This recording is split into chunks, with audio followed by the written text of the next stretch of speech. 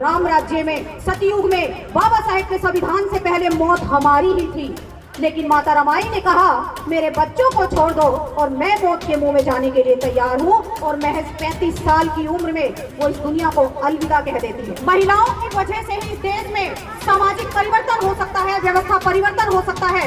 ये बात सबसे पहले ज्योतिबा फूले ने जानी और इसीलिए उन्होंने अपनी पत्नी माता सावित्रीबाई फूले को शिक्षित कर समाज में उतारा, क्योंकि वो बदली तो उन्होंने एक बीड़ा उठाया कि जिस तरीके से मैं बदली हूँ मैं भी अपने समाज को जागरूक और शिक्षित करने का काम करूंगी, और वो उन्होंने किया। और इसीलिए डॉक्टर अम्बेडकर ने कहा कि पुरुषों से पहले समझदार महिला होती है, और वो संविधान में भी लिख कर गए कि 18 साल में महिलाएं समझदार होती है और पुरुष 21 साल में समझदार होते हैं।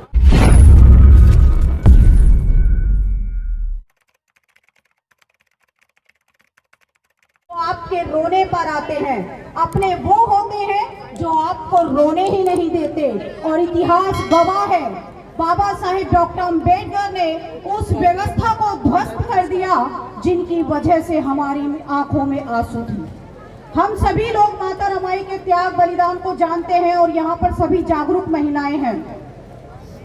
अब मैं बात करूंगी उन महिलाओं की जो हमारे ही समाज की हैं और जो ना जाने काली पीली नीली न जाने पता नहीं किस किस के वो व्रत करती हैं, जो उनके घर की नहीं परिवार उनके चरणों में वो सर झुकाती है जिन्होंने हमारे लिए कुछ नहीं किया। मैं ऐसी महिलाओं से कहना चाहती हूँ, अगर आपको सर झुकाना है तो सावित्रीबाई फूले के चरणों में झुकाइए, जिनकी वजह से भारत की प्रत्येक महिला पढ़ पा रही है।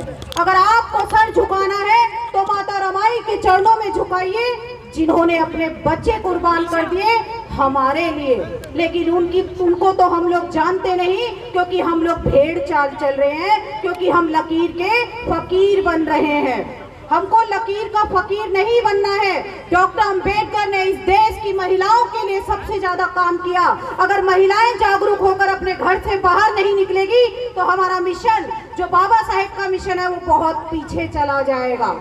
बाबा साहेब ने कहा था कि महिलाओं को ऊंची महत्वाकांक्षा रखनी चाहिए, उन्हें शिक्षित होना चाहिए। क्या पढ़ाई पे सिर्फ पुरुषों का अधिकार है? नहीं, महिलाओं को भी शिक्षित होना चाहिए, क्योंकि एक महिला एक परिवार में बदलती है तो समझ लीजिए वो पूरा परिवार बदल देती है।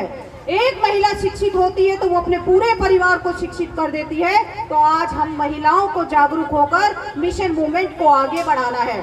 समय बहुत कम है, आखिर में एक छोटी सी कहानी सुनाकर मैं अपनी बात को खत्म करती हूँ। एक महिला थी और उसके 4 बच्चे थे। एक दिन मौत उसके घर पे आ गई। मौत ने कहा कि मैं तेरी माँ को लेने आई हूँ। तो 10 साल का लड़का था, उसने कहा कि मौत मेरी माँ को मत लेके जाओ, मेरी माँ बहुत अच्छी है, बहुत प्यारी है, वो हमारा बहुत ध्यान रखती है, अगर तुम मेरी माँ को ले जाओगे तो हम अनाथ हो जाएंगे। मौत ने कहा कि मैं आई हूँ तो लेकर ही जाऊंगी, मैं ऐसा नहीं कर सकती। तो वो मौत कहती है कि तुम एक काम करो, तुम मेरी माँ को छोड़ दो और मुझे अपने साथ लेकर जाओ। मौत ने कहा कि मैं ऐसा नहीं कर सकती, क्योंकि तेरी माँ ने मुझसे ये वादा किया, तेरी माँ ने मुझसे ये प्रॉमिस किया कि मैं तुझे छोड़ दूं और तेरी माँ को अपने साथ लेकर के जाऊं।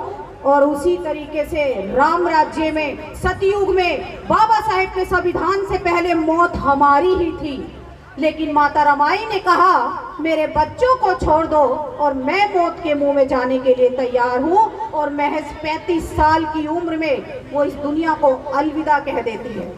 आज जो महिलाएं अच्छे कपड़े पहन पा रही हैं, अच्छे घरों में रह रहे हैं, हमारे बच्चे जो आज अच्छे स्कूल कॉलेज यूनिवर्सिटीज में पढ़ पा रहे हैं, तो उसके पीछे माता रमाई का त्याग है। हमको इसे भूलना नहीं चाहिए। समय की सीमा है, मैं अपनी बात यहीं पर समाप्त करती हूँ। सर कह रहे हैं और बोल दें, सब लोग तो चले गए। अरे रिकॉर्डिंग चल रही है, आप बोलिए। तो एक छोटी सी घटना और बाबा साहेब के जीवन से जुड़ी हुई बताना चाहती हूँ। जब बाबा साहेब गोलमेज सम्मेलन में थे तो माता रमाई को एक लेटर लिखते हैं और कहते हैं कि रामू, मैं यहाँ पर ज्ञान का सागर निकाल रहा हूँ, मुझे कुछ ध्यान नहीं है। रमा, तुम मेरा संसार संभाले बैठी हो, मुझे कुछ नहीं पता। ये जो मेरे अंदर ताकत आई है ये सिर्फ और सिर्फ तुम्हारी वजह से आई है। रमा, अगर तुम मेरी जीवन में नहीं होती तो मैं अधूरा ही रह जाता, मेरा सुर बेसुरा हो जाता, मैं एक बोना पौधा बनकर रह जाता यदि रमा तुम मेरे जीवन में नहीं होती। संभालना खुद को जैसे मुझे संभालती हो। अक्सर हम लोगों ने सुना कि एक महान महापुरुष के पीछे एक महिला का हाथ होता है, लेकिन मैं कहना चाहती हूँ कि एक महान महापुरुष के पीछे एक महान महिला का हाथ होता है। अगर बाबा साहेब महान बने तो वो माता रमाबाई जी की बदौलत, तो माता रमाई भी महान थी। इस देश में महिलाओं को हमेशा से पीछे रखा गया। साम दाम दंड भेद की नीति, यानी कि यहाँ तक कि कलम के कसाईयों ने भी महिलाओं के साथ अन्याय किया। जिनको कहा जाता है कि महिलाओं की जो बुद्धि होती है वो घुटनों में होती है, मनुस्मृति जैसे ग्रंथ उठाकर पढ़ लो। लेकिन जब डॉक्टर अम्बेडकर को संविधान बनाने का मौका मिला तो उन्होंने महिलाओं और पुरुषों को एक समान कर दिया और हिंदू कोड बिल के माध्यम से इस देश की प्रत्येक महिला को सशक्त बना करके गए, उनको नारी से आरी उन्होंने बना दिया।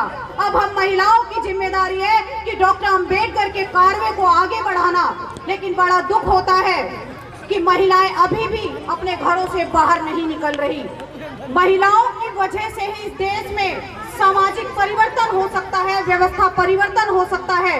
ये बात सबसे पहले ज्योतिबा फूले ने जानी और इसीलिए उन्होंने अपनी पत्नी माता सावित्रीबाई फूले को शिक्षित कर समाज में उतारा, क्योंकि वो बदली तो उन्होंने एक बीड़ा उठाया कि जिस तरीके से मैं बदली हूँ मैं भी अपने समाज को जागरूक और शिक्षित करने का काम करूंगी, और वो उन्होंने किया।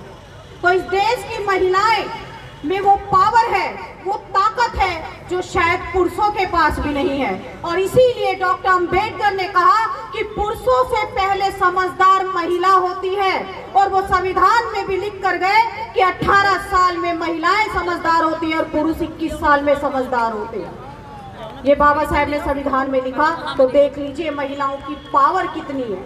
तो उस पावर को आप बरकरार रखिए, अपने अंदर ऊर्जा का संचार करिए और निकल पड़िए समाज में मिशन मूवमेंट में काम करने के लिए।